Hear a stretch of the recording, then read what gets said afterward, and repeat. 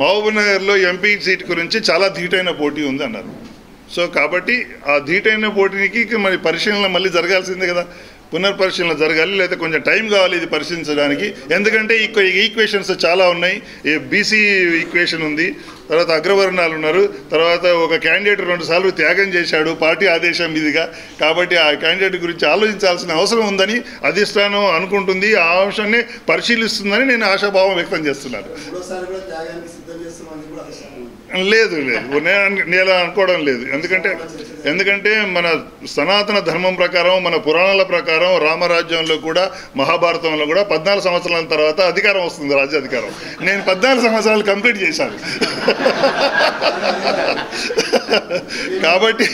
కాబట్టి ఆ శక్తి తప్పకుండా నాకు వస్తుంది, తప్పకుండా టికెట్ నాకే వస్తుంది అనుకుంటున్నాను. వారు నిర్ణయ ప్రకారం జరిగి ఉండాలనుకుంటే వాళ్ళకి ఎవరికి ఎదురు లేదు. ఎప్పుడైనా ఫస్ట్ లిస్ట్లో అయినా ఇవ్వచ్చు, సెకండ్ లిస్ట్ లేదు. కాబట్టి అలాంటిదే ఉండదు. ఎందుకంటే అధిష్టానం అన్ని విషయాల్ని గమనిస్తుంది. అందరి యొక్క మనల్ని వాళ్ళు ముఖ్యంగా వాళ్ళు పోయేది సర్వే రిపోర్ట్ల వల్లనే.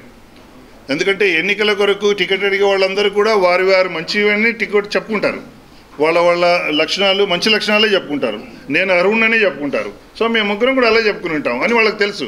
కాబట్టి వాళ్ళ ఇన్ఫర్మేషన్ ప్రకారంగా ఇంటెలిజెన్స్ రిపోర్ట్ ఉంటుంది, పార్టీ సర్వే ఉంటుంది, తర్వాత కీ ఓటర్స్ ఒపీనియన్ కూడా తీసుకుంటారు.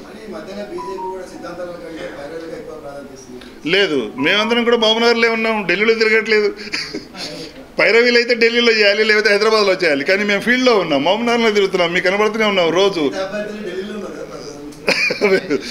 లేదు, వాళ్ళకి ఆల్ ఇండియా ఆఫీస్ బేరర్లు కాబట్టి ఢిల్లీలో ఉన్నారు, నేను స్టేట్ ఆఫీస్ బేరర్ కాబట్టి మహబూబ్నగర్లో ఉంటాను.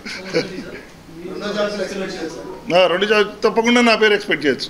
బీసీలలో రాజకీయ చైతన్యం ఉన్న సామాజిక వర్గం మున్నూరు కాపు, ఎక్కువ జనాభా ఉన్నది ముదిరాజు. కానీ రాజకీయంగా పోటీ పడే స్థాయి ఉన్న దాంట్లో చూసుకుంటే మున్నూరు కాపే ఉంది. కాబట్టి ఉత్తర తెలంగాణలో ఎలాగో ఉంది, ఇప్పుడు దక్షిణ తెలంగాణలో కూడా అయితే బీసీకి సమన్యాయం జరుగుతుందని ఉద్దేశంతోనే నేను బీసీ వాదని పైకి 9వ తారీఖు.